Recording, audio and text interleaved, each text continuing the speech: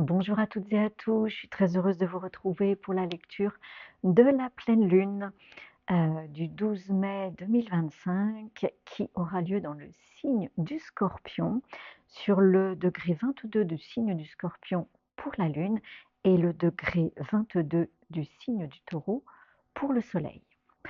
Alors, cette pleine lune a plusieurs particularités. La première particularité, c'est qu'une pleine lune est opposée au soleil et à l'occasion de cette pleine lune, eh bien la lune sera opposée au soleil et à la planète Uranus, puisque la planète Uranus est conjointe au signe du soleil, pardon.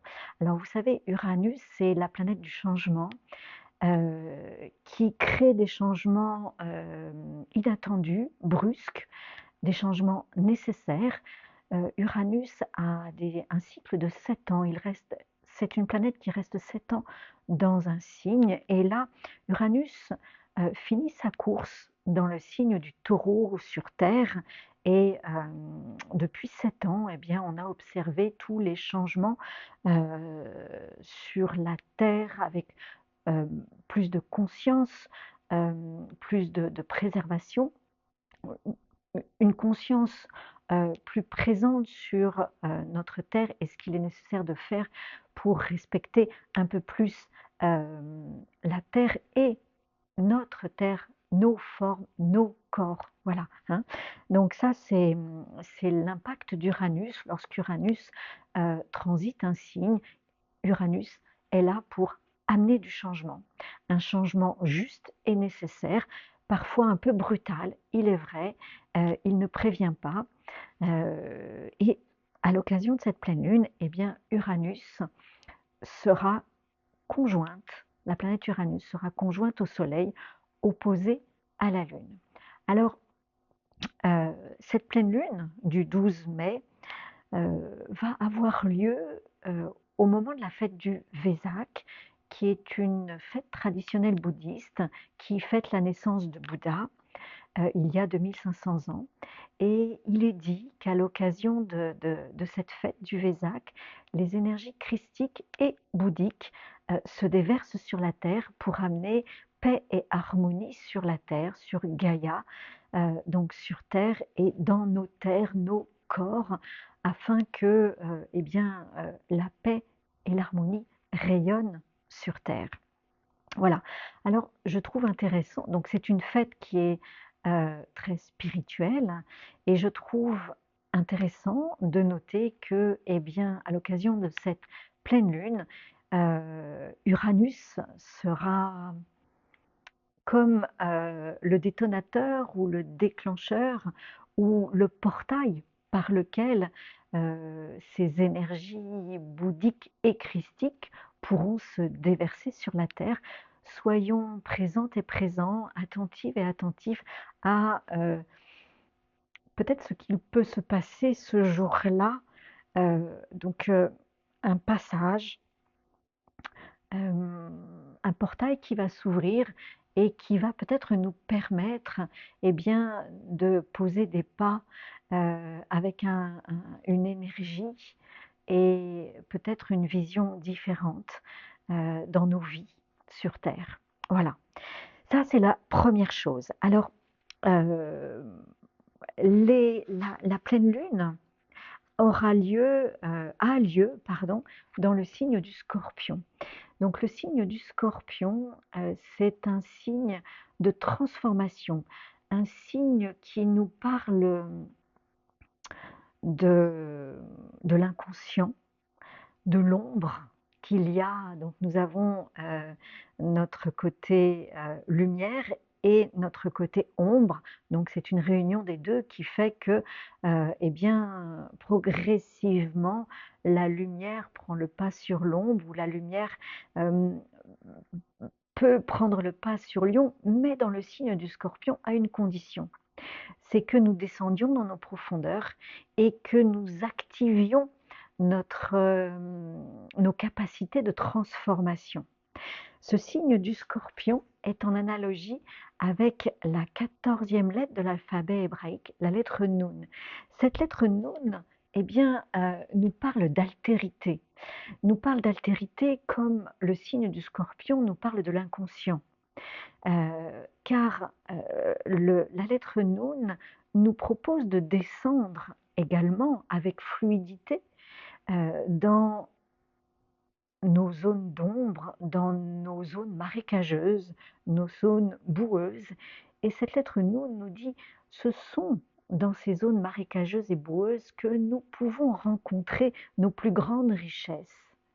La seule chose, le seul élément, c'est qu'il faut oser descendre, se lâcher nos attachements, lâcher nos peurs et se laisser descendre, enfin se laisser descendre dans nos eaux boueuses, descendre dans nos zones d'ombre pour aller à la rencontre eh bien, de nos richesses afin de les dévoiler, afin de les transmuter.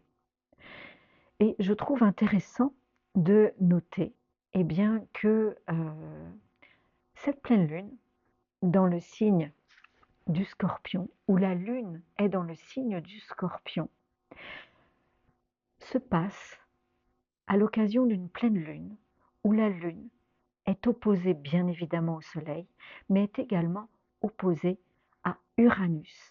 Uranus, c'est la foudre qui prévient pas et qui ouvre un portail, qui ouvre une porte pour laisser descendre l'éclair de lumière, l'information. Donc soyons attentives et attentifs à ce qui se passe ce jour-là, ce qui n'était pas prévu et qui peut être eh bien, l'ouverture d'une porte, d'un portail qui va nous emmener peut-être avec un regard nouveau dans notre terre, notre corps et sur la terre.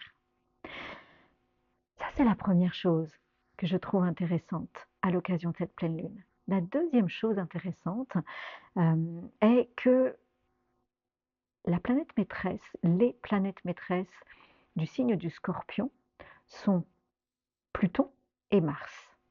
Alors, à l'occasion de cette pleine lune, Pluton et Mars sont toujours en opposition, comme à l'occasion de la nouvelle lune dans le signe du Taureau. Alors, on en a parlé à l'occasion de la nouvelle lune, cette opposition Mars-Pluton. Ce que je trouve intéressant, eh bien, c'est que la planète maîtresse exo et ésotérique du signe du Scorpion, c'est Mars.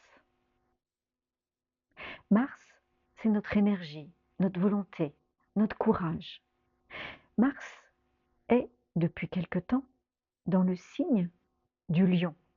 Le signe du Lion, que voici, est en analogie avec la lettre Tête, 9e lettre de l'alphabet hébraïque. Vous voyez que le signe du Lion nous parle d'intériorité. La transformation, l'alchimie, c'est du feu, le lion. L'alchimie qui se passe dans le signe du lion se fait dans notre profondeur, à l'intérieur de nous.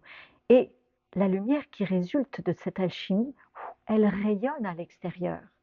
Le travail, il se fait à l'intérieur, dans notre forge. La lettre tête, 9e lettre de l'alphabet hébraïque, nous dit exactement la même chose. C'est une lettre qui n'est ouverte que par le haut. Et vous voyez, c'est une forge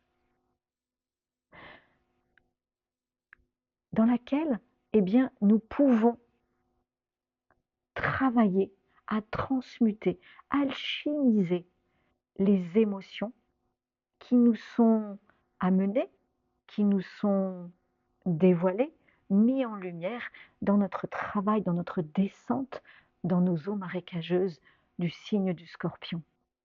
Donc vous voyez que à l'occasion de cette pleine lune, il y a énormément de possibilités de transformation, de transmutation.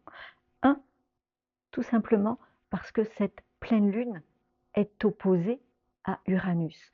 Deux, parce que à l'occasion de cette pleine lune, eh bien, nous allons observer le déversement des énergies bouddhiques et christiques, hautement spirituelles, pour nous aider à nous éveiller et à ouvrir ce portail que Uranus est prêt à ouvrir. 3. Eh bien, à l'occasion de cette pleine lune, la planète maîtresse exo et ésotérique du signe du Scorpion, Mars, est dans le signe du Lion, qui est un signe d'éveil, qui est un signe d'ouverture de cœur, d'ouverture de conscience, de mise en lumière, de rayonnement de l'intérieur, et qui nous propose de descendre dans notre forge afin d'alchimiser ces richesses que nous allons dévoiler à l'occasion de cette pleine lune, ces richesses insoupçonnées que nous portons à l'intérieur de nous et qui sont cachées dans le signe du Scorpion, et que, eh bien, cette pleine lune, je pense, va dévoiler. Donc, vous voyez que c'est une pleine lune fort intéressante, et qui va nous permettre, car la planète Mars, qui est la planète maîtresse exo et ésotérique du signe du Scorpion, si on regarde l'aspect ésotérique de Mars, Mars euh, euh, met notre énergie au service du collectif et de l'univers. Et là, eh bien, lorsque Mars, en tant que planète ésotérique, donc spirituelle, avec une démarche spirituelle, est dans le signe du Lion, on a bien comme signification une transcendance, une ouverture de cœur par cette présence dans notre forge et dans l'accueil de ces zones d'ombre que nous allons dévoiler, alchimiser pour dévoiler notre identité. Ça, c'est le signe du lion. Et cette identité, eh bien, nous allons la confronter au collectif, à la profondeur du collectif, pour mettre en lumière notre singularité, notre différence par rapport aux autres, afin que nous puissions nous mettre au service cette différence, cette singularité au collectif, au service du collectif, au service de l'univers. Donc vous voyez que c'est une pleine lune. Moi, j'ai un petit peu la sensation que cette pleine lune est un véritable portail. Il y aura un avant et un après. Et soyons dans l'observation, dans le ressenti, à l'écoute de ce qui se passe ce 12 avril, autant à l'intérieur de nous que dans l'univers, que dans le monde, que dans notre environnement local, voire mondial, car je pense que c'est un portail qui va s'ouvrir. Certains, certaines ne sentiront rien, ne verront rien, et puis d'autres sentiront qu'il y a quelque chose de différent qui s'ouvre, et c'est un chemin, un nouveau chemin qui se dévoile, sur lequel, eh bien, à nous de faire les premiers pas. Je vous souhaite une très belle pleine lune et je vous retrouverai avec plaisir pour la prochaine nouvelle lune dans le signe du Sagittaire. À très vite.